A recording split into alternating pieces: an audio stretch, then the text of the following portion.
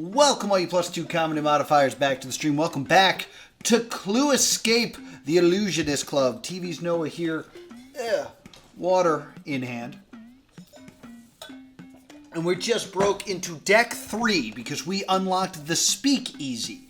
We have discovered what the object of the game is. We need to find who sabotaged Sable's trick, where Sable is now, and what item was intentionally used to sabotage her trick. Currently leaning towards the rope being cut, but it does say in another stage, or another clue that we found, that... where did that go?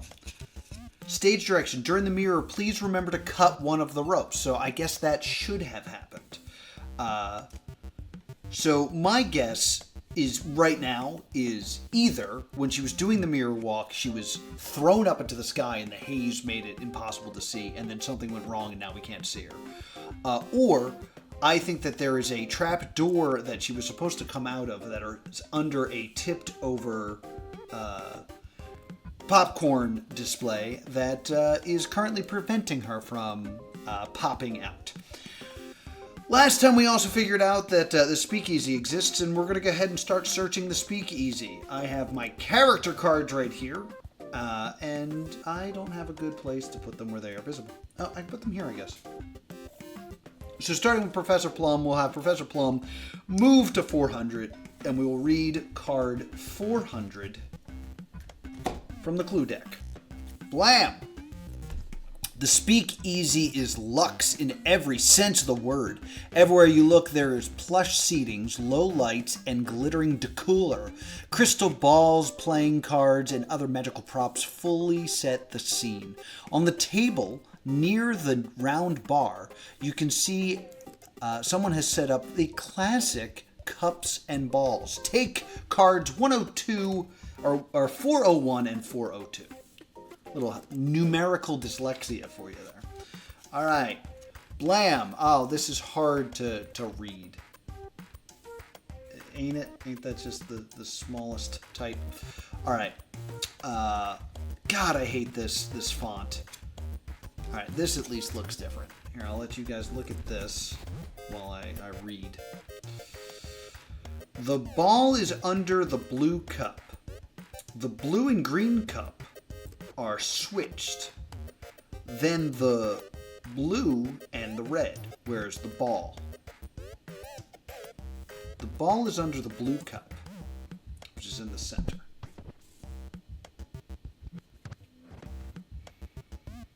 The blue and green cup are switched, so now it's here.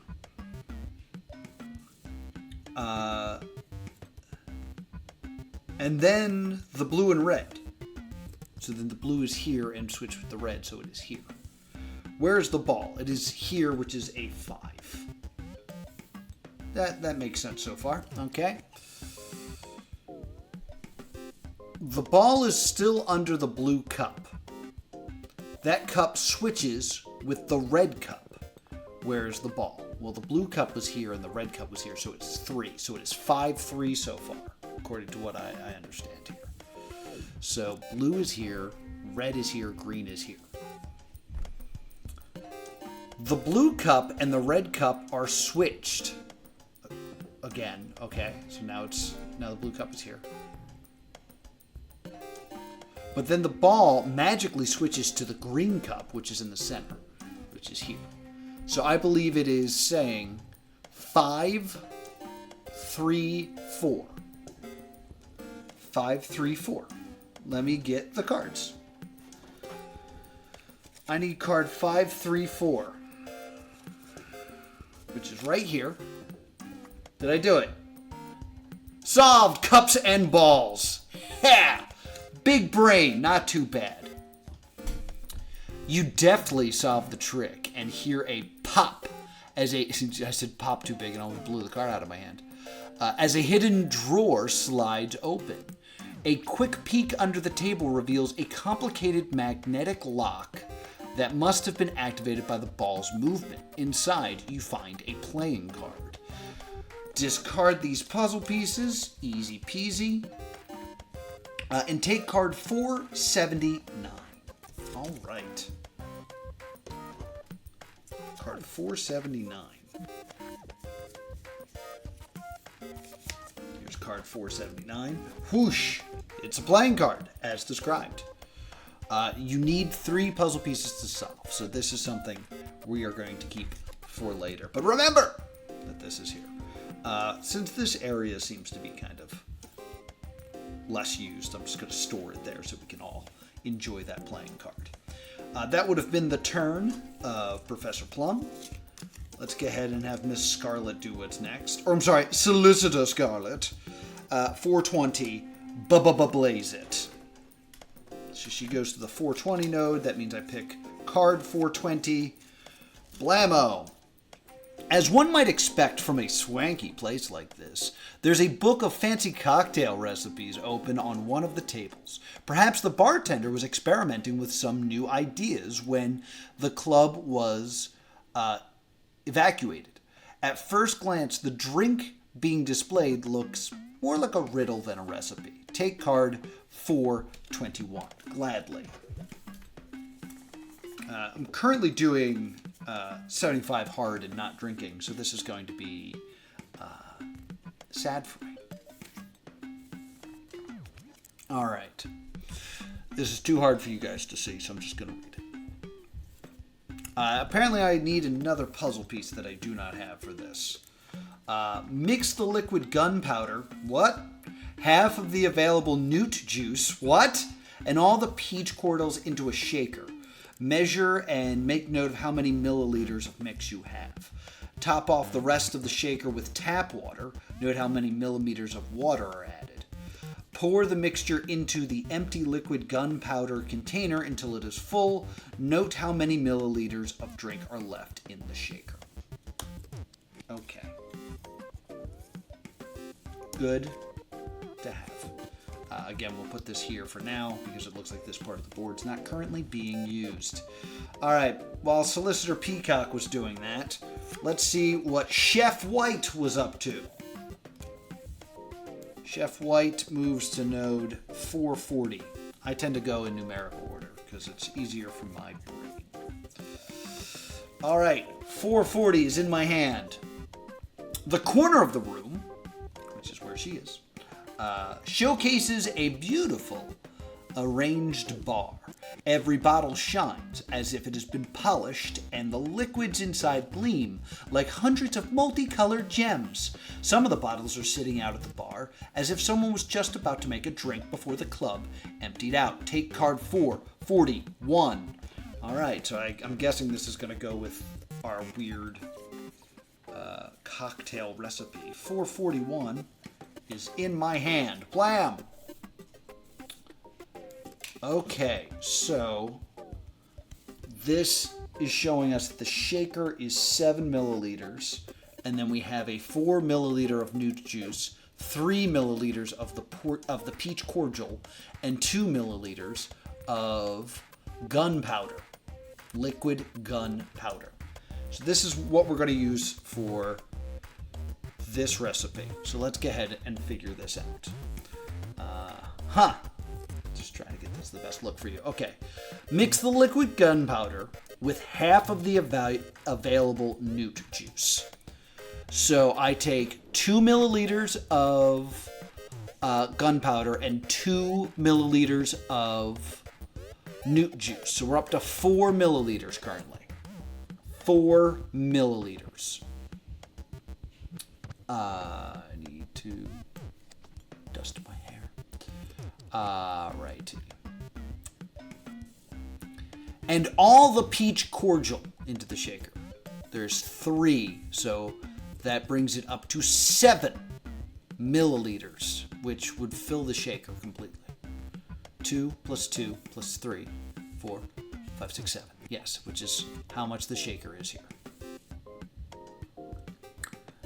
Measure and make note of how many milliliters of the mixture you have. 7. Okay, so maybe that's the first number is 7. Top off the rest of the shaker with tap water. Note how many milliliters of water was added. The shaker is 7 milliliters. You add 0. So I think this is 7-0. Pour your mixture into the empty liquid gunpowder gunpowder container until it is full. Note how many milliliters of drink are left in the shaker. So I would argue that the gunpowder is currently at 2 milliliters full, and it's about half full. So if I were to fill that all the way up, I would say that that's 4 milliliters, and that would be 3. So I'm guessing 703 is our code. 703. This goes all the way up to 999, so 7. Oh, wow. There are no 7s in the deck. So I made a goof. It goes all the way up to 999, but there are no 700s in the deck. Well, poot. All right, let's do this. Let's read this again. I'll give you guys the best look at this card. Mix the liquid gunpowder and half of the available newt juice. So half of the newt juice is 2. The liquid gunpowder is 2, so we're up to 4. And all of the peach cordial into the shaker. There are 3 milliliters of that. Unless this... Okay. No, I don't get what this is trying to say. Because this could also be arguing that it is a 2 milliliter jug and it is half full. That is another way we can look at this. Even though there's a line there that would imply otherwise, but I still feel, yeah, this doesn't make a lot of sense to me. Okay, so let's just pretend that that's what that's trying to say.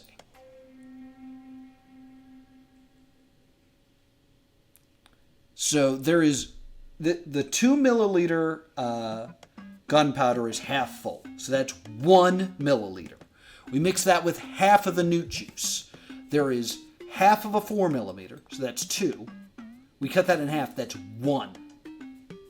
And then all of the available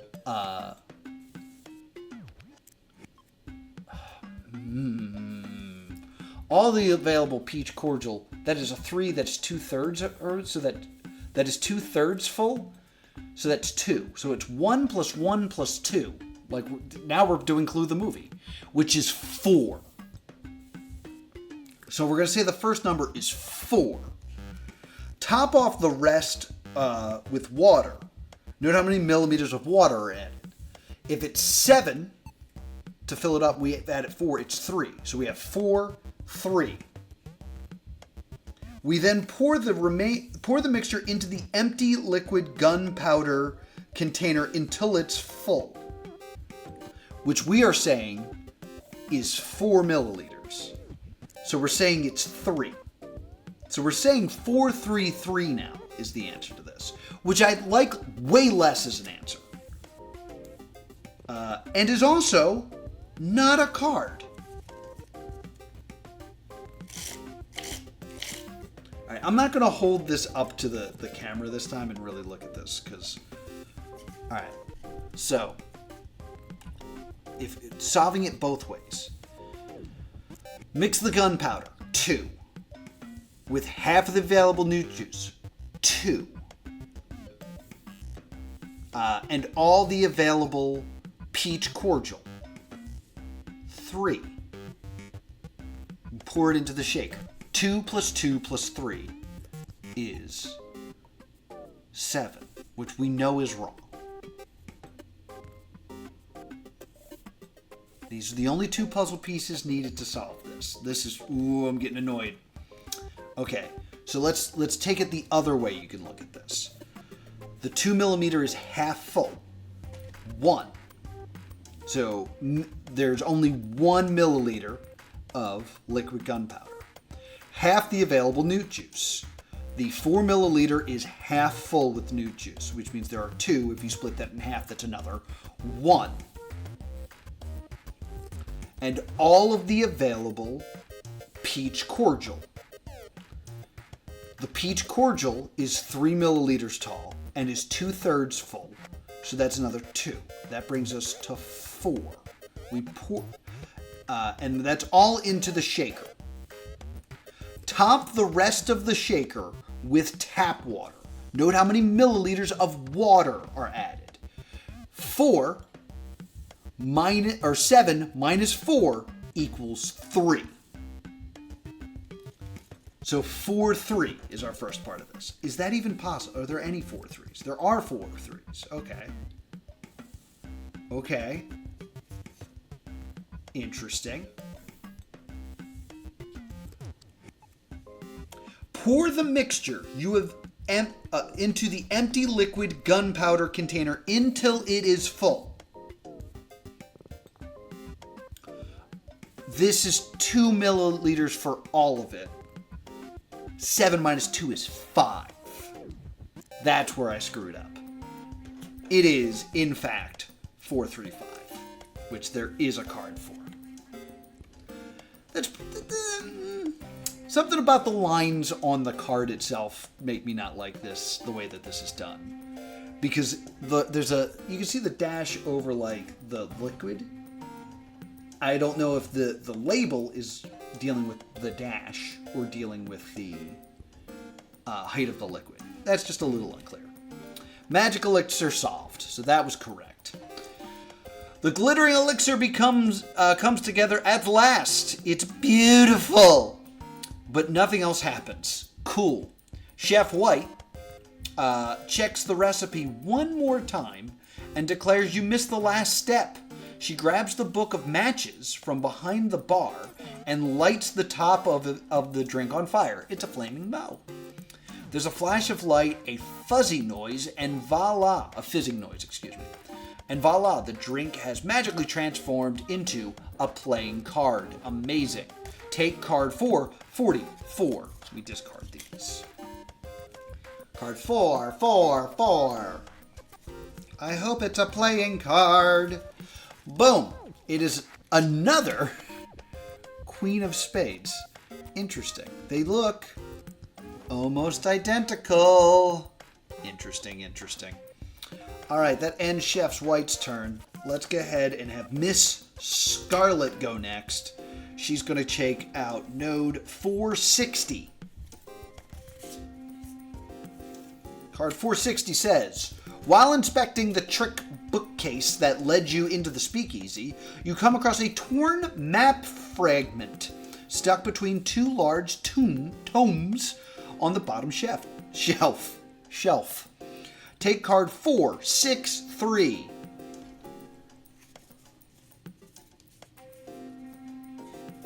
Card 463 says, it's a map. Ooh, but it's a clue. That's interesting. This is a clue.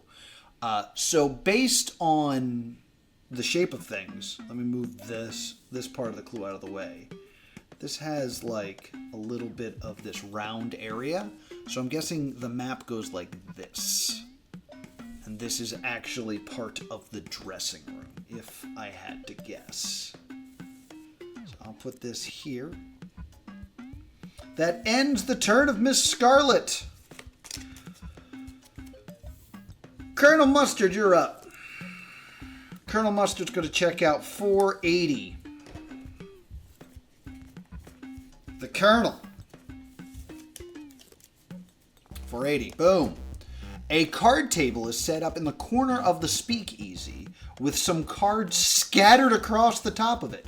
You flip a few over and discover that every one of them is the Queen of Spades, except one card bearing instructions. Take card 481.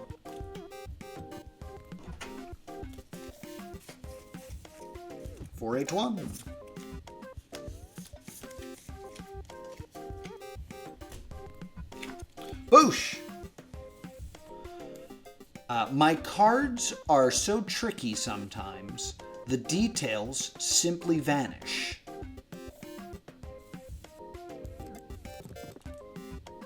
My cards are so tricky, sometimes the details simply vanish. 3 puzzle pieces needed to solve. So I need to look at these two queens.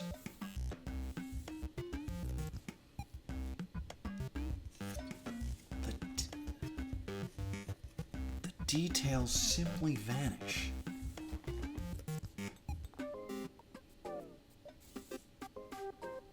These appear to be identical. Oh, no, they're not identical. Okay, so... Alright, I get what's happening here. If you look at the headdress, you can see that there's clubs on there, and some of them are missing. So what I need to do is compare the two cards and count what's missing. This is missing 2 clubs here and 2 clubs here. So the first number, according to this, is a club and is a 4. Then I check the hearts.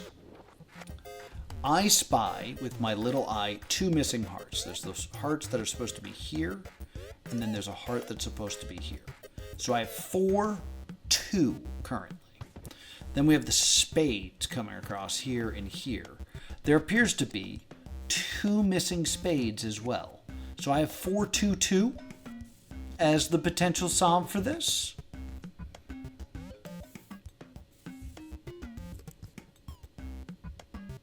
I think it's 4, 2, 2. I was just double checking to see if there's something that my eyes missed. But I think it's 4, 2, 2. There are 4 missing clubs, 2 missing spades, and 2 missing hearts.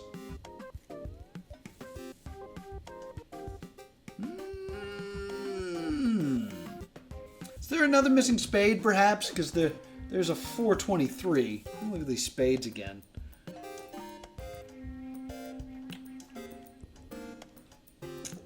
Oh, it's very silly. Okay. There's a spade missing from each one of these, like little areas here. Let's just show you on this.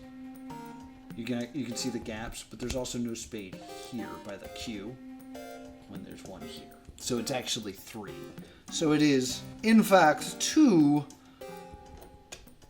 2, 3.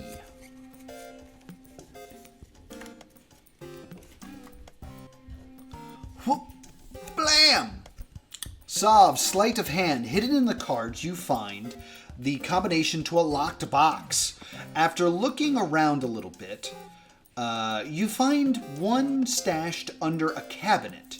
You enter the code, it pops open, and you find a key labeled Office. Nestled inside. Solicitor Peacock speaks up. Discard these and take cards 416 and 417. Alright, so these are done. Boom. Boom. 416 and 417 are these guys. This is Solicitor Peacock's card. Solicitor Peacock, let's go ahead and skip Mayor Green's turn and Professor Plum's turn here so we can get Solicitor Peacock on top here. I arrived early, of course, and went straight to Sable's office. Some staff member let me in to wait for her. Why? Why? A case, obviously. No, I'm not going to tell you what's in it. Alright, that's fine. Also, she never shows up, so it hardly matters. I eventually gave up and left, but before I did, someone else knocked on the door of the theater looking for her. I was told she wasn't in, and there was no response. So she got here early, but was not... Arrived early, of course, and went straight to Sable's office. So she went to the office. Somebody else tried to talk to her, to Sable, but did not respond. So there was a knock, and there's no details on who that person was. We know Plum was the first one to get into the theater, but she was busy in the office, which is weird. With the key in hand, you head to Sable's office. As you are walking, you can't help but notice the temperature is rising and the fan still going from earlier. There's smoke everywhere. There must be a fire somewhere. You need to hurry. Place board E. So we're going to place board E, and I think we're going to have to end the stream after that. But let's go ahead and place board E so we can probably see one of the last pieces of this.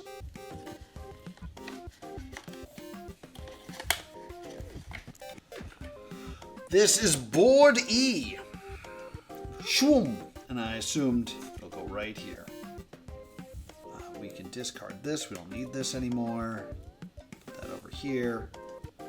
Put my final solve in here. We'll move the camera a bit so you can see more of the board here. But we have a brand new piece of board. We can now access Sable's office, which was locked before.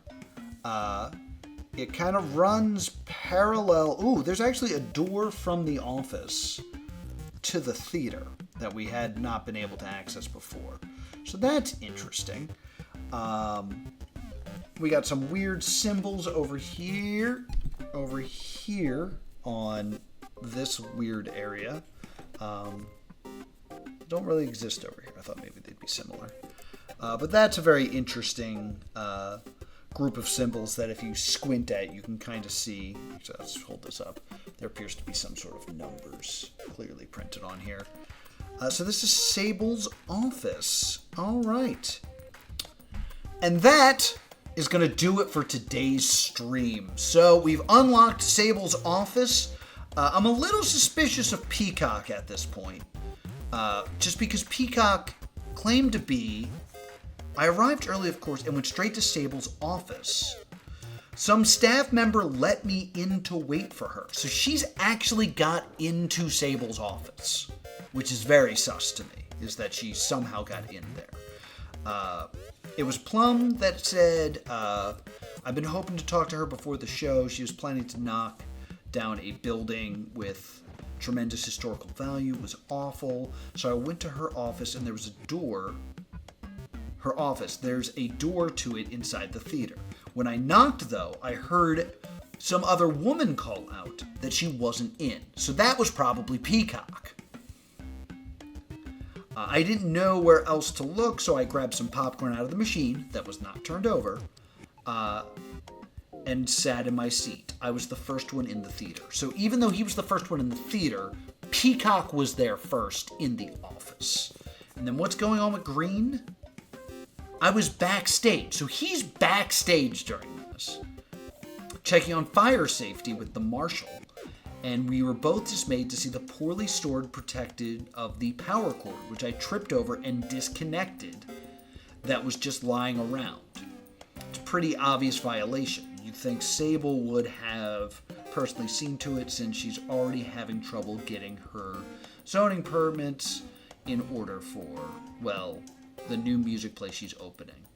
She's supposed to have some star chef lined up to drive traffic, which is, I'm sure, white. My current feeling, if I had to make a prediction now, I kind of want to blame Green. I'm going to guess at this point that it was Green that tripped over this, unplugging an important part of the illusion that is now making it unable to be done. I think there's also a good chance that there's a trapdoor under the popcorn machine. That's something I've been shouting out the whole time. And that is also causing part of the problem. I think there's a chance that someone did something more purposeful and criminally while Green just happened to bumble his way, and I think maybe prevented whoever's plan it was because something did not happen the way it should. There's also the chance that, because Green mentions that it's not like Sable for things to be unorganized. So it's a chance that whatever was supposed to be plugged in was supposed to do something sinister and was placed by one of the other people. And Green accidentally saved Sable by accidentally unplugging it. That's just another thought. But we'll figure that out next time here on the stream. If you're having a good time, please let me know in the comments down below. And while you're down there, be sure to subscribe right here to Plus 2 Comedy Game and catch up on all my past live streams. And I will see you all next time.